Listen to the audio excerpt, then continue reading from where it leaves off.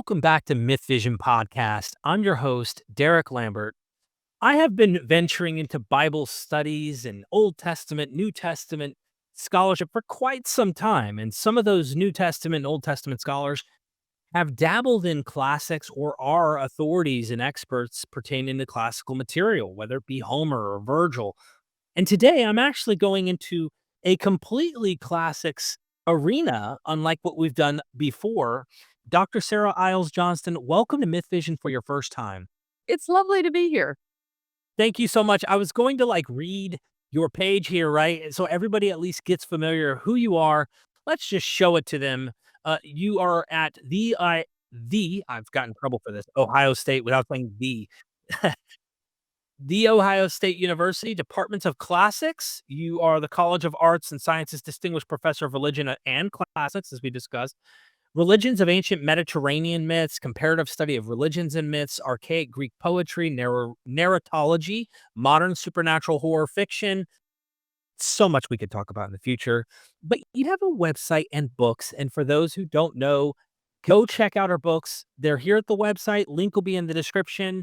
If for some reason you can't find it, you can look her name up on Amazon and you can find them there. But also, you can get an audiobook she has out. Is it right here on the front page, or does that need to be updated as well? It's on a different page of the website. If you go to the home page, Uh-huh. I think you'll see it. There it is. There it is. That's the one. She gives you it's like 17 hours. It's amazing of material.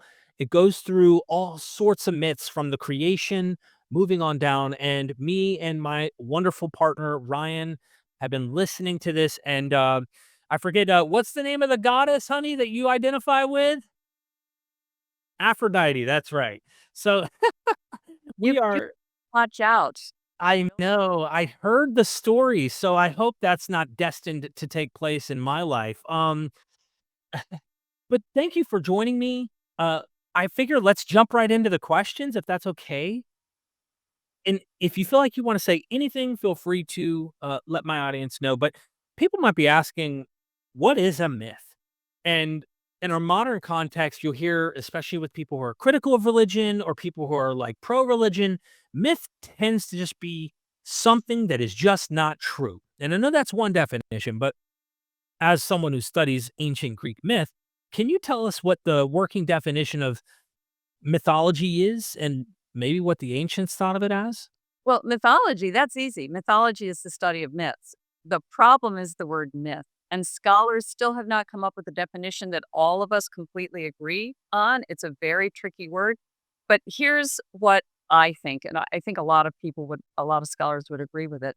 It's a sacred story. It's a story that tells something about the non-human entities that inhabit the cosmos and the way that those non-human entities interact with humans. So that could include Greek myths. It could include stories from the Hebrew Bible. It could include stories from many of the Hindu scriptures, etc. Wow. So it's a sacred story. And the ancient Greeks had quite a few of those. And Yeah. yeah. I just thought of another place that I could send your listeners if they want to think more about that question, what's a myth? There is a spectacularly good graphic novel that came out a couple months ago by a guy named John Hendricks, Hendricks spelled with an X at the end. It's called Mythmakers. And what the graphic novel is really about, so to speak, is the relationship between J.R.R. Tolkien and C.S. Lewis, who were college dons together at Oxford. And it's about them becoming friends and talking about issues just like that question you asked me. And there's a moment that I already knew about from other sources, but it's included in this graphic novel, Mythmakers, where Tolkien is trying to help Lewis understand why myths can be true even though they are fictions. And Tolkien says, imagine that the truth in the universe, in the cosmos, is being refracted through a prism into many, many, many different colors. And those are the myths and the sacred stories. They're not false. They're just different refractions of what is true. I like what Tolkien said to begin with, but I really like the way the graphic novel is portraying this too. I love that. As someone who is looking at this and finding, I had a strict upbringing, Sarah. If you don't mind if I call you Sarah, do you? I know in our email you told me that. I just want to make sure for public. I want you to call me Hecate, but Sorry, Hecate, Hecate. um, it's been my kind of journey realizing when you're kind of in a fundamentalist bubble that I was in, this had to happen. Everything happened as it's written, literally, like this staunch historical model. When all of the tower starts to crumble and the historicity fails, to me, and I don't do this well enough, but I'm trying to get there because the chip that's been on my shoulder over the poisoning of my upbringing in this kind of experience is the power of the stories, the power of the narrative, and not to exclusivize this one over all the others, enjoying the whole package. And to do so, that is something I think humans need a story. We need narrative. We just went through another phase. Me and my wife recently watching Lord of the Rings again, and we went all the way into the Rings of Power. And I know we're not a canonical. We don't know the material. We haven't read the books. So we've enjoyed Rings of Power, and we've heard a lot of negative about how it does this and it's chronologically out of order. But it was enjoyable, entertaining. At the same time, none of that happened, but it was true. There's yeah, so much truth to it, if that makes sense. I agree. I fell in love with the Narnia books when I was growing up, so I read them over and over and over, and I now have, grandchildren living around the corner. I've read the Narnia books to one of them 3 times. He loves them. He's now 14, and we are on our 3rd reading of the books. He does not wanna read them himself. He wants to hear me read them. So as I've read them now in the context of that, I've appreciated exactly what you're saying, that I know darn well that C.S. Lewis made up every word of those books, but there is a truth in them that survives the fact that they are fiction or rises above the fact that they're fiction, and somehow reading them to my grandson has made that much more apparent to me than before. They're myths, but they're good. I think this is a powerful question as we launch into this, especially with my channel that's only been focused on Bible. Why is it important that people learn from the ancient Greek myths? Um, I'll get back to the specifics of Greek myths in a moment, but I wanna run a little further with something that you already gestured to, that we learn through stories. We learn most effectively through stories, in fact. There was a guy, it was back in the mid-2000s. His name is Jim Wallace, and he's mostly known as someone who has written books, uh, from an evangelical viewpoint. But he wrote a book that I read when it came out, which is called uh, Why the Right Gets It Wrong and the Left Doesn't Get It. And what he was talking about there is that the reason Republicans were trouncing Democrats in the elections is that Republicans knew how to tell stories. Democrats were saying, well, here's what we will do if we get elected, which was very dry and was not really capturing anyone's imagination. And Wallace was saying, until the Democrats learn to tell stories, they're not going to get anywhere. And of course, Obama was a very good storyteller. I'm not going to say anything about the most recent election, but many of your listeners probably can extrapolate from what I'm saying and see how stories were influential there. The other thing I would mention is I'm also, in a very minor way, a scholar of the European witch persecutions. I teach a class on that. And over again, we find that in the medieval period, in particular, in the early modern period, it's telling stories about witches that strengthens having someone like the pastor or the priest tell stories about witches and what they can do, that strengthens people's adherence to Christianity because the story really captures them. And of course, behind the story is this idea that this is the devil's work. And if you don't remain a good Christian, you will fall prey to it too. So that's another example about how stories can convince people of truths that they otherwise might not be convinced of. So to get to the Greek myths, I think that's one reason that they're interesting because it's another window into why the Greeks believed what they did about their gods. Why we should be reading them, though, I think, is that they're just darn well written. If you read the originals, like Emily Wilson's wonderful new translation of the Odyssey and the Iliad, they're absolutely entrancing. But even if what you're reading is Percy Jackson or Madeline Miller's Circe, which of course changed things up, the power of the myth is still there. So they're working tales. And whatever else narrative is doing for us, and I'm sure that Percy Jackson is doing things, and I'm sure that Madeline Miller is doing things, but whatever else it's doing for us, it's entertaining us. It's making us think. For me, it's I guess everyone has a motivated reason to get into something.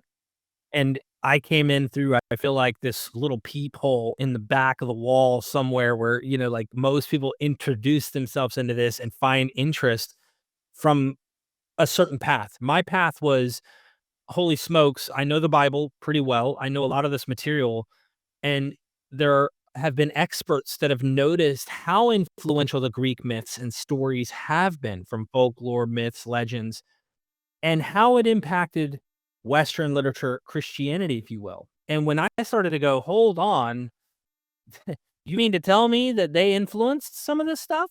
And it made me go, I need to understand that then. And when I started, it was just simply, how can I find possible connections, whether it's genealogical, whether it's just cultural, whether it's whatever it might be, indirect. As I did, I started to have to immerse myself. And as I immersed myself, I started listening to Odysseus tell his story and picturing it happening and thinking about the tears and the pain and the blood, sweat and the anger and the love and the hate. And then, I started to fall in love with it. And I'm like, hold on now. This is amazing. Oh, yeah. I mean, I get it. I totally, totally, totally get it. But if I might be, the didactic teacher figure for a moment, what did you learn from that story? That story entranced you. So what did you take away from it? The human plight. There's so much, even back then, that we still, it's like, I could see it in ourselves. I saw ourselves in the ancients, the good, the bad, and the ugly, and how we deal with that, how we cope with that. It also is interesting to see into a window of the past of how the Greeks saw lying as almost a good thing. Kind of like in the Bible when it talks about Jacob usurping Esau's, like that was a good thing. He was clever and deceiving, but that was a good thing. Well, today we would almost praise the business owner who outsmarted, outwitted, and deceived or whatever to get to where he's at today. But in other contexts, we look at that and go, that's wrong. And so it's like a struggle between Platonism and then like some form of pre-Plato kind of viewing of the ancient world. And there's just so many things that come to mind, Sarah. I I like the fact that you're, name checking Plato there because you're right. Plato is looking back at the myths. He's mostly upset about what the gods do, but yeah, he's saying, "What kind of moral and ethics are these things passing on?" But I'm on board with you that by listening to Odysseus's story, we learn about perseverance, we learn about resourcefulness. And yeah, maybe his, relationship with the truth is not quite what we now, uh admire, but he survived, even if some people, and by some people, I mean not just readers, but, scholars stand back and say, "It was really rotten what he did to that Cyclops." I mean, he invaded the Cyclops cave, he ate the Cyclops food, so why are we blaming Polyphemus, the Cyclops? Yeah, and, Odysseus, of course, used his resourcefulness to get himself and his men back out of that cave, and poor Polyphemus lost an eye in the fight. But anyway, the fact that I've kind of gotten off course here and I'm talking about blinding the Cyclops really makes the point that you were making a moment ago, that the stories are utterly engrossing. Hmm. There's so much there that you just said, like ethical issues. I've asked the question of people. We always admire Alexander the Great. We always think about the conquest this guy was on. But if we actually think about that from an ethical standpoint, right? Questions start coming up like, really, whoa, he's such an admiration for like a leader and this, and that, and this. Like, think about what he had to do to people to get there, right? The same kind of happens to me with Odysseus. And I empathize with Odysseus and his deceitfulness and his completely human nature. And that's something that I admire more personally in the narrative. I enjoy that more than I do when I'm reading the Gospels, in my opinion, because achieving that perfection model that we see with Jesus is kind of unrelatable. It's almost unattainable. Whereas in the model we see with Odysseus or these ancient Greek myths, I can see the flaws and the imperfections and relate better. But the other one more comment on that is that when I'm looking at Odysseus, I see my father, who is a retired Green Beret in the Special Forces. So he spent 30 something years in combat, real war type situations. He was a medic and wasn't perfect. Alcoholic, with struggles at home and the whole nine as a normal military kid with a military, very PTSD type father. And I think of my dad when he would go off the war, we would literally think this might be the last time we see him. And we cry as we let him off at the airport. And my mom asked me, why aren't you a Christian anymore, Derek? I'm trying to explain it to my mom, and I went to explain the Greek myth to give an example. And by the time I told the Odysseus story of him leaving, but then coming back and in disguise and finally reveals his true identity to them and stuff, she's crying and I'm crying. Like we're tearing up. And I'm like, now I know this is a fiction, probably based on real people, places, and things potentially. I know places for sure, but like there could have been an Agamemnon, there could have been, characters that are based off. And I thought, you see how powerful that was? And my mom's like, yeah. And I'm like, well, it's not that I'm not a Christian, as in like I don't have the narrative and truth in the narratives and the stories. It's just when you say what you are, there's this belief factor, there's this dogma, there's this orthodoxy, there's this expectation of you must believe these things. You can call me not that, and that's where I'm at today. You know what I Right. mean? Yeah. So I want to suggest something else to you. And I, of course, hardly know you, and I certainly have never met your mother. But I wonder whether the Odysseus story helped you understand, maybe on a subconscious level, the struggle that your mother was going through to be a military wife. What I grew to appreciate as I got older and was reading and rereading the Odyssey is Penelope. And when I was writing that book, Gods and Mortals, and got to the part where I was retelling the story that's in the Odyssey, and therefore had to think intensely about Penelope, I thought, whoa, whoa, she's really got it together. And of course, she also realizes how to be tricky. Her survival tactics involve being very tricky and being manipulative of the suitors.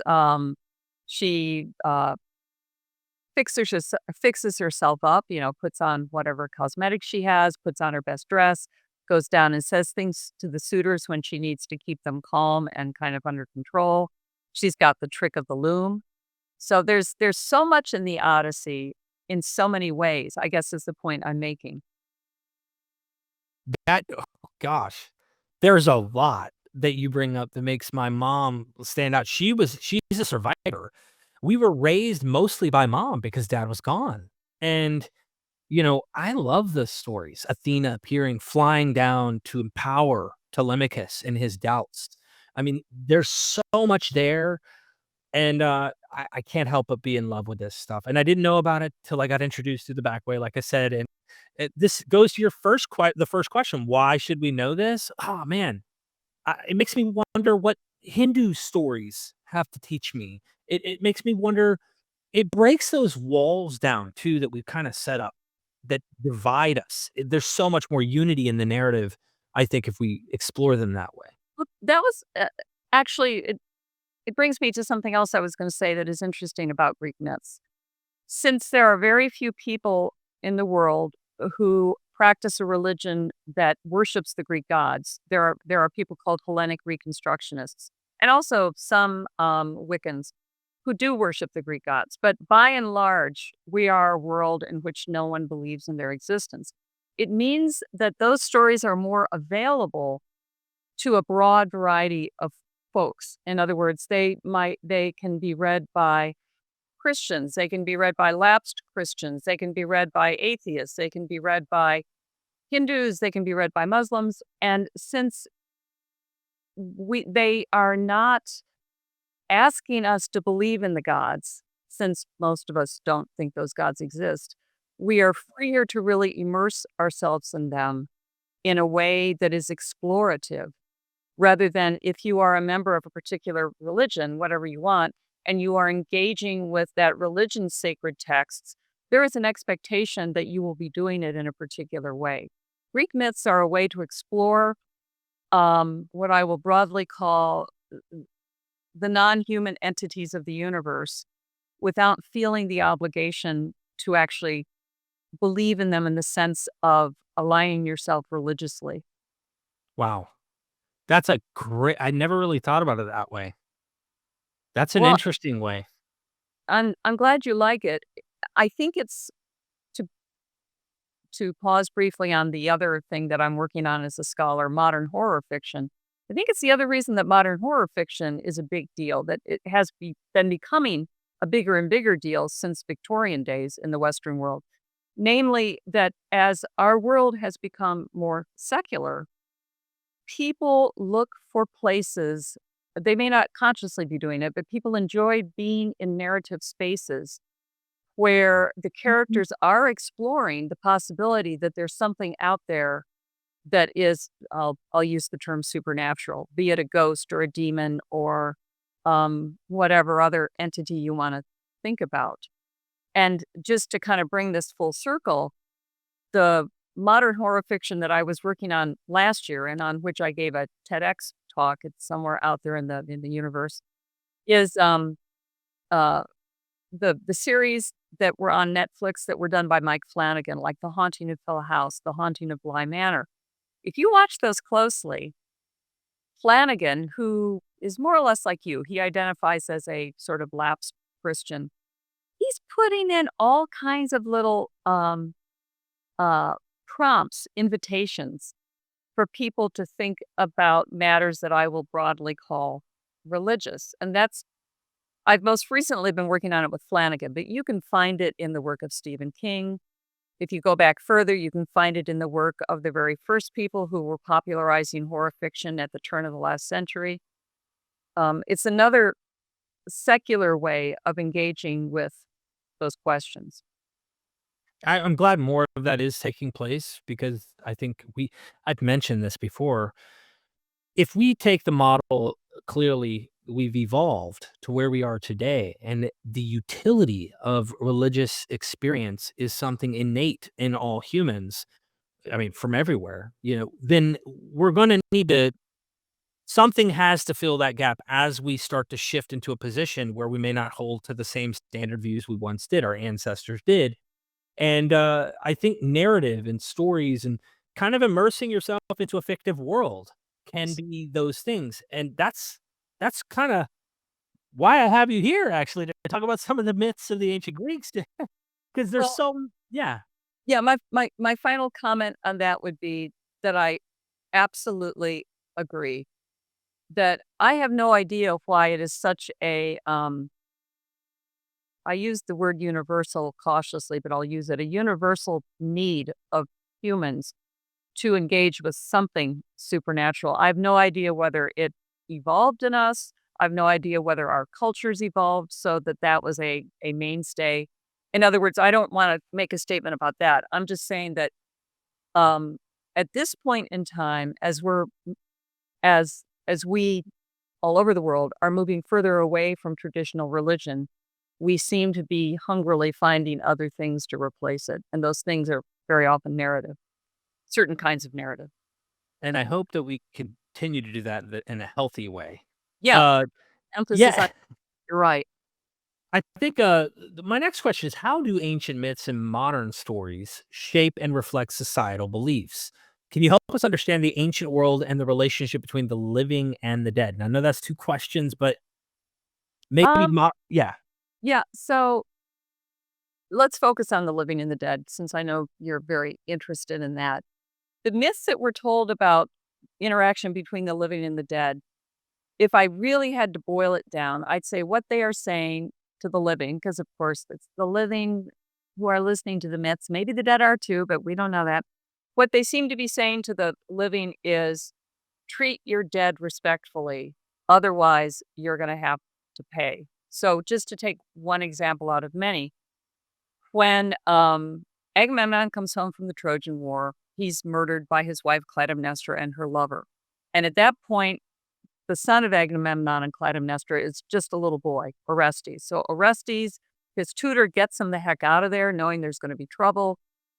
Orestes is raised elsewhere, and when he grows up, he returns in disguise because Apollo, through the Delphic Oracle, has told Orestes, you have to avenge your father's death.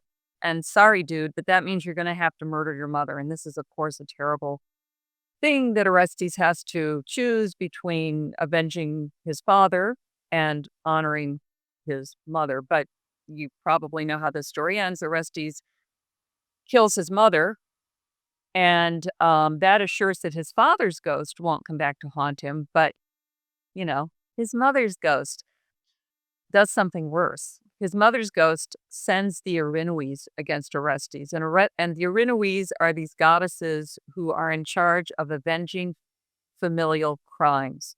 And therefore, they say, yeah, he killed his mother. We're happy to oblige. We will drive Orestes mad. We will beset him with illnesses. You got it. So this is a really good, although complex example of if you do not treat the dead correctly, and also the living, because after all, a lot of this has to do with people murdering each other.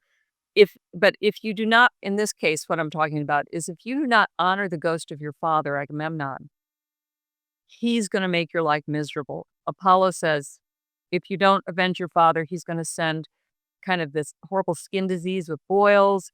He's going to send madness upon you. So that's a good example of why myths about the dead are instilling in the living the idea that they have to respect the dead and do what the dead need. And Complete- Oh, sorry. no, go ahead.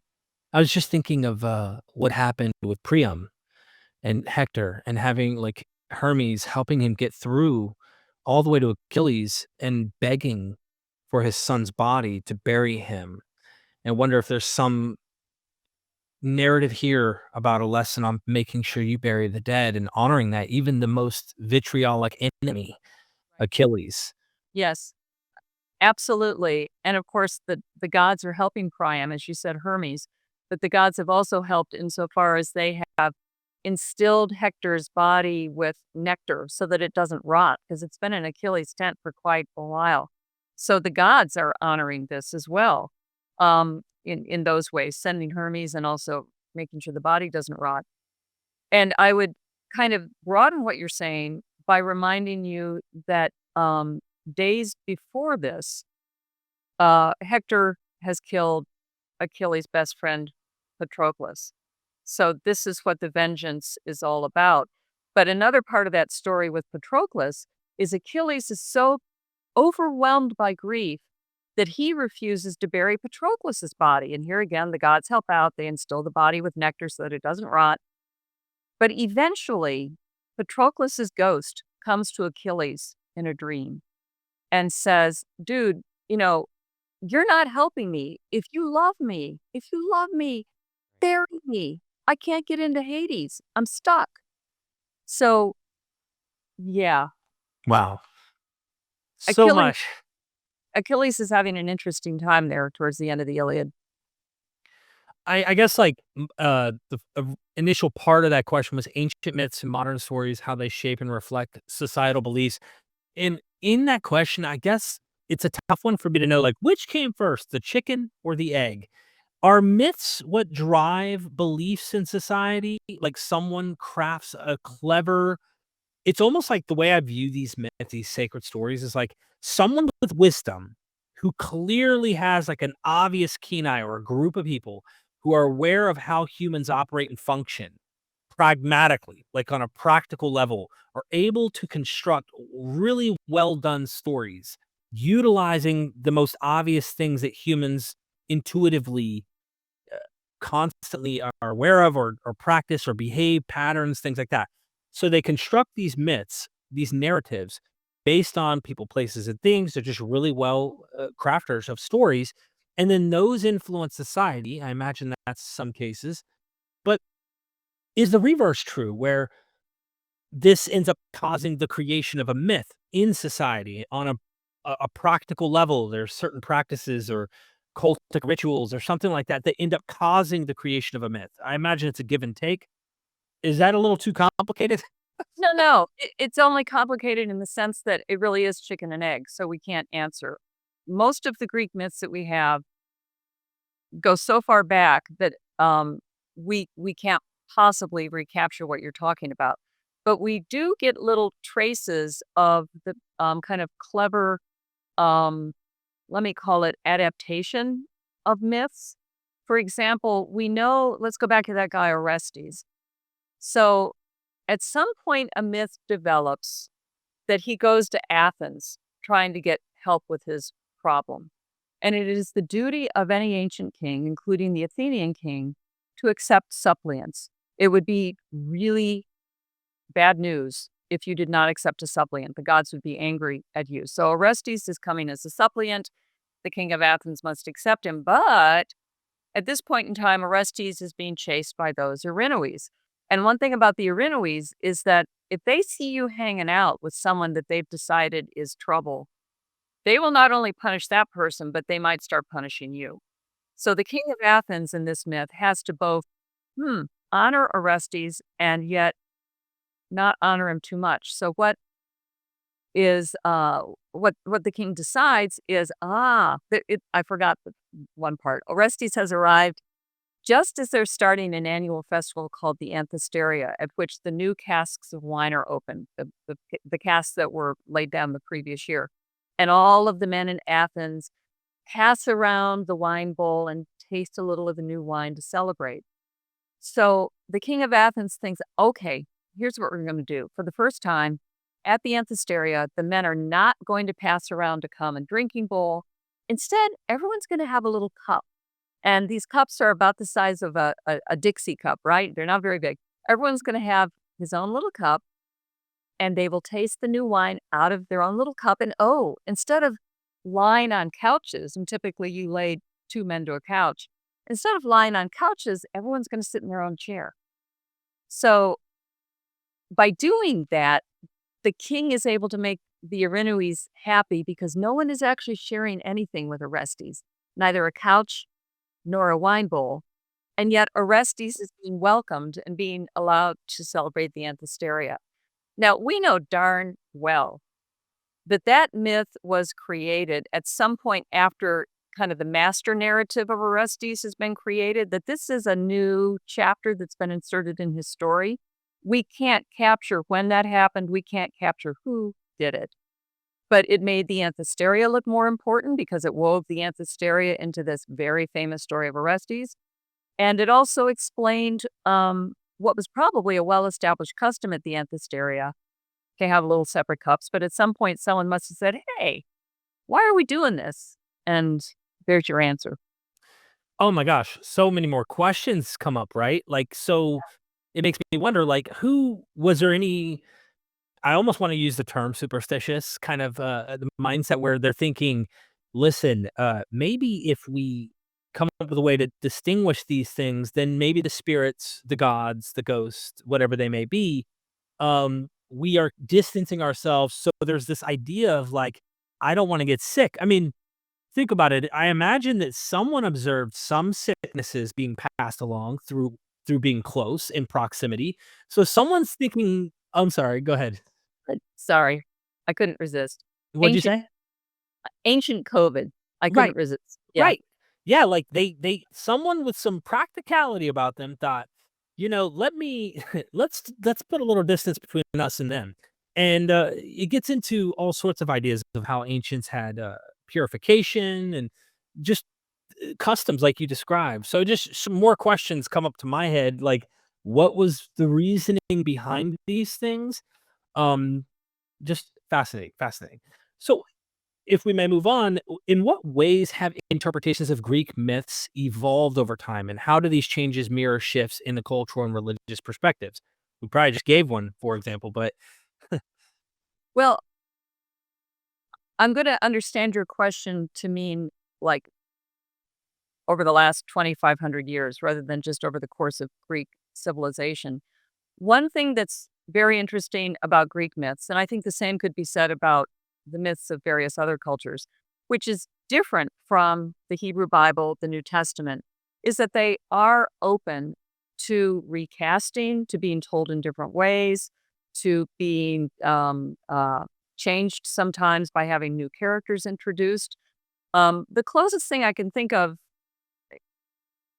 for a religion that has a canonical sacred text is Jesus Christ Superstar, right? So that's telling the New Testament story. It's telling it in a very different way. And you're not old enough to remember this, but I am. When it came out, holy cow, a lot of people were very, very upset. So you have to imagine a culture in which that kind of being upset would not happen. Some people would say, oh, yeah, well, that's not the version I heard, and I'm not sure I agree with this version. But no one would condemn it as non-canonical. This is not the story we're going to tell. So you've already got that going on in the Greek myths. And as the Greek myths then get passed down in the medieval period, they get changed in very interesting ways.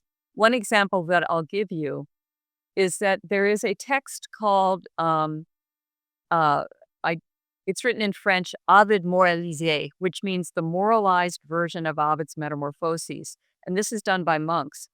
And one of the things that they do, they desperately want to keep the Greek myths, and in particular, the way that Ovid told them. They love these stories, but they have to find justification. And so there's the story of Mira, who is cursed by Aphrodite. So this is your wife's fault, right? She's cursed by Aphrodite to fall in love with her own father, the poor woman. And Mira tries to deal with this, but she becomes so lovesick that it is affecting her health. And her old nanny eventually says to her, what in the world is wrong with you? And eventually gets it out of Mira. And the nanny decides, well, she's going to die. Better that I find a way for her to kind of satisfy her passion than let her die. So the nurse waits until a day when the mother is out at a 3-day festival. And she goes to Mira's father, who's the king, and says, there's a young woman in the palace who has the hots for you. She really wants to sleep with you, but she's very shy. We need to make your chamber utterly dark tonight, and then I'll send her into your bed. And so the torches are blown out, the curtains are drawn so that the moonlight doesn't come in, and then Myra sneaks in. And I won't tell the rest of the story. It's in my book if you want to read the rest. But the long and the short of it is she becomes pregnant by her father. So this isn't good, right? It isn't good in all kinds of ways. But if you're a Christian monk, it sure as heck isn't good. So the monks who created this moralized Ovid, they say, what this story was really preparing us for I love is, it. is what happens with the Virgin Mary, right? Who is impregnated and bears a very important child. And indeed, the name of the child that Mira bears is Adonis. And the word Adonis is Hebrew for the Lord, right? So it all hangs together kind of well. But the point is, already there in the medieval period, they are changing Greek myths rather significantly to fit whatever their particular need is. And I could give you lots of other examples of this as the centuries go on. And then, boy, howdy, here we are in the 21st century, and Madeline Miller writes Circe, which is a retelling of the Odysseus myth, which, just to go back to your admiration for Odysseus, certainly makes that look darker and is absolutely an entrancing story of, well, how. I need to keep going. I love this. Sarah, because our time, I have so many questions that I feel like I want to just have fun with you in a few of these examples that you discussed. and have you come back, because this is too much fun. There's too much to explore, and people need to get your book. Hopefully, between now and the next time we do this adventure, more people are acquainted with it, because I found a trope in your book that I also saw in Genesis. You're gonna get that from me. Sometimes I'll reference like my background knowledge of Bible to kind of indicate I see similarity. And from the creation all the way to where you start to shift into Exodus, there are one explicitly sexual scene after another. From the sons of God taking wives and then chaos and judgment, to Noah's nakedness was seen by Ham. Now he's cursed. Oh, Lot's sleeping with his two daughters. Like, and it goes on and on. And I found this trope that I have seen in Mesopotamian creation mythology. I've seen in Egyptian creation mythology. They're very explicit, from like self creation through ejaculation, the whole nine, like the list goes on, and especially very vivid in Greek mythology. And my question is, this is an adult question, but it's one that I always wanted to know. Me and Ryan were talking about it on our way to the gym this morning, and I said, we were wondering, like, why is it there's so much like brother, sister, father, daughter, and even in not those cases, like in the gods narratives, you get Hades coming up and snatching, Ariadne. Is it Ariadne in the Persephone, his niece. Persephone? Yeah. Sorry, Corey, Persephone, and like takes them and like, I don't want to use the word for the internet, but like coercively makes actions against them. Yeah. This happens so much. What do you think the reason behind them writing these stories this way? Is it a reflection of the culture, but what people were doing on a regular basis? Was it more normalized back then than it is today? I don't know. On a regular basis. And there are also myths, of course, about human men who rape women who get punished. The gods are doing it in part because it was important that the Greek gods looked macho. That was a big element in the culture. And again, men looking macho in real life, they still weren't allowed to coerce women into relationships. In most city states, they would have been liable to the woman's husband or father killing them. So it's not normal for the humans. But the Greek gods are supposed to look very macho. So the more women they mate with, the better. That's part of it.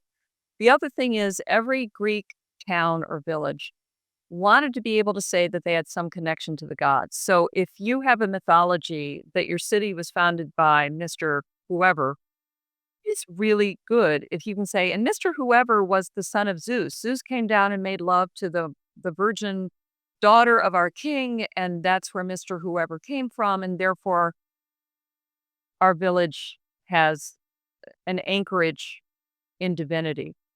So those are the two main reasons that we usually identify. But there's another one, and this takes us all the way back to something you said about the trickiness of Odysseus. A lot of these stories of coercion use words that mean trickiness or cleverness. And these words are also used, for example, to describe Odysseus creating the Trojan horse, which is very tricky and clever, right?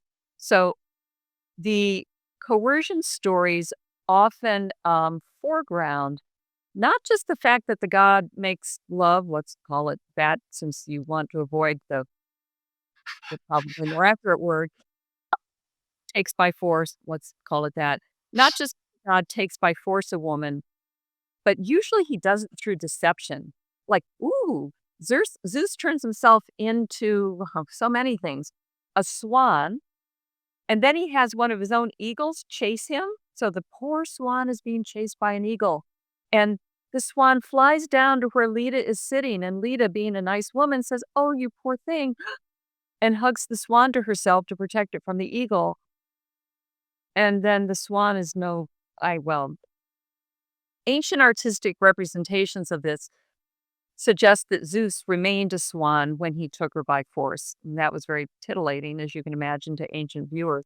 But the point is, Zeus used a trick. And there's a lot of stories about the gods using such tricks. And so if we're supposed to admire the Trojan horse and many other tricky things that Greek heroes do, at least the the male audience for these myths was also supposed to go, "Oh, so clever." Right, right. And I get it, especially if your society is more leaning toward the patriarchal leanings, and this is ubiquitous mainly in the ancient world. And this is an interesting point. Your book, again, I'm going to constantly reference this anytime we discuss. You gotta get the book, please, ladies and gentlemen. You were mentioning Persephone being abducted. The way that Hades gets her, clever. Demeter looking for her daughter, the way that Demeter's trying to avoid is Poseidon. There's another god who's chasing her. She turns into a Oh, stallion. yeah. Yeah, that story. Sorry. Yeah, Yeah. no, no, there's so many stories. That's what I love. And then I'm thinking again, biblical. Lot's daughters get their dad drunk. They deceive him and trick him, and he has no clue. He doesn't even know, according to the story. So this I like, of course, one might go, "That's parallelomania, Derek." You know what? Call me what you will. Say I'm doing that. I'm okay with that. I think it's art. I think it's beautiful, and I try to connect dots in that way when I see a genre walk and talk and act in a way that's similar. How do you Well, feel about that? you're gonna be interested in a chapter of the book that I'm finishing now, which is also a public-facing book. It's not a for scholars, called Ariadne's Threads: Why Myths Mattered to the Greeks and Still Matter Now. And chapter 4 of that book, which I've just finished drafting, is called Comparing Myths. And it takes up what you're talking about. Parallelomania is what you're calling it, but I think you could also call it something that makes it sound more respectful, namely that people are intrigued by these recurrent themes in myths, recurrent plot lines in myths, and there's nothing wrong with that. What my chapter is trying to do is kind of lay down some guidelines for how to do it responsibly in a way that doesn't distort the myths and in a way that helps you better understand the culture that the myth is coming from. And my test case touches on something that you were mentioning a moment ago, namely stuff that happens in the book of Genesis. Specifically, what I'm looking at is flood myths in Mesopotamia, in the Israelite culture, so Genesis, and in Greek myths. But I'm also looking at what immediately precedes the flood, such as what you mentioned a moment ago, the sons of God coming down and taking wives from among mortal women. And this is kind of the last straw, or one of the last straws before the God decides to flood the earth. So I respect your parallelomania, but I might be able to offer you better tools to use Yeah. in this chapter. Absolutely. I'm just throwing that out there. Of course, I'm not making any like methodological claims right here. I'm just generally showing you this. But there's some scholars that I've been looking at over the past year and a half. Bruce Loudon, before he passed away, has a wonderful book doing this kind of stuff. And I've been inspired by these people and others. And I tend to go into that path of at least flirting with the idea that Genesis 6, specifically the sons of God, with the giants and the men of renown, these warriors of old. The Um, Nephilim. y yeah, Yes. I Yeah. I'm tempted to see this as a Greek, influence, and I have another scholarly friend who's very cautious about how he does this, but he sees overlap and parallels between Berosus's genealogy of the Sumerian kings list and the way Genesis uses it. It's more comparable to Berosus than it is to the ancient Sumerian kings list, which means is Genesis a little bit later than we think? It's fun stuff to look into. Well, first of all, I didn't know Bruce Loudon had passed away. I'm sorry to hear that. But which of his books did you find that in? It's been a while since I read his books, and I should take another look at that. Yeah, Bruce Loudon's book, let me pull this up if you don't mind.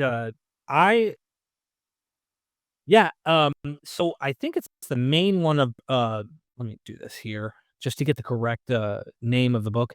Yeah, It is because you'll called be interested too. Absolutely, and this is really inspiring to me because I wanna do another retake of this now that I know more about Oh, it. yeah. Okay, I own that book. I'll go back and look. I must have forgotten that that's in there, and that's super helpful. Thank you. It's so fun to think like he's thinking and to consider what he's suggesting. I fell into kind of a category where some people were going, "Derek, you're showing so much Greek overlap," and I guess I didn't know that historically people were I'll use the word Greek supremacist, where they were, like, trying to kinda minimize stuff. I didn't know there was a history of this. it was never my intention. I'm just seeing things that overlap that make a lot of sense. And I noticed some scholars who were making these kind of arguments, but I've honed in and become more precise about how my language is used when I'm seeing influence. It was never my intention to try and like suppress or downplay. I No. just I think the Bible stories are well Yeah. written enough to say, look at these other very well written narratives and the tropes and themes. Could they have not been inspired by well written literature over here in the established, Greek canonical materials? And, of course, there's so much more into the details and reasons for why someone like Bruce Autumn would see that overlap, even if he says it's potentially indirect, not genealogical. So, Well, yeah, I'll share a personal story, and please. I don't usually do that, but it's so on the mark of what you're saying. Um, I was raised vaguely Protestant, sometimes Methodist, sometimes Presbyterian, depending on which church my mother liked best in the town where we were living. And then I didn't really engage with it except once or twice a year. So one Christmas Eve, we went to the Christmas Eve service at our local Episcopal church, which we had never been to before. And of course, the environment was significant. There were candles in the church, there was greenery in the church. So, it was a special moment in Christmas Eve itself. There's an aura.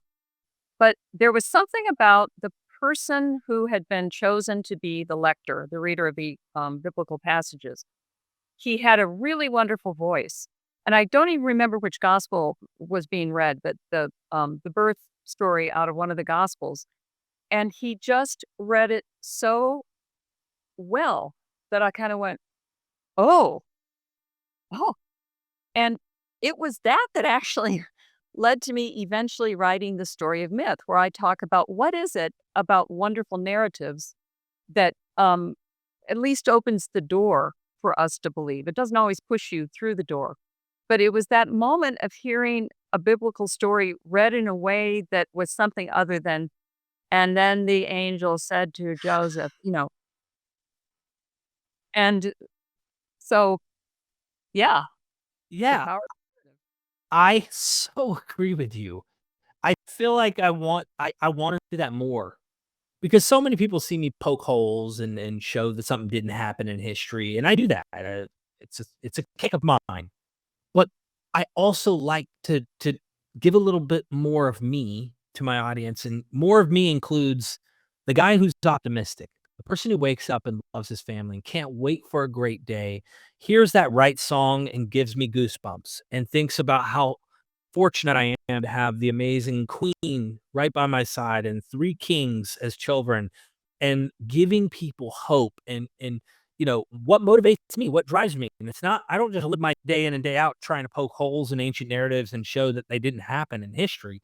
There's a lot more to it, and so I think if we can take that reader, that person's, muse, if I could call it that, and apply that to whatever we do in life, we can create something beautiful. Dennis McDonald is a close friend of mine. He says every morning he has a sticky pad on his computer and right there says, "Today, create something beautiful." So I That's agree. good.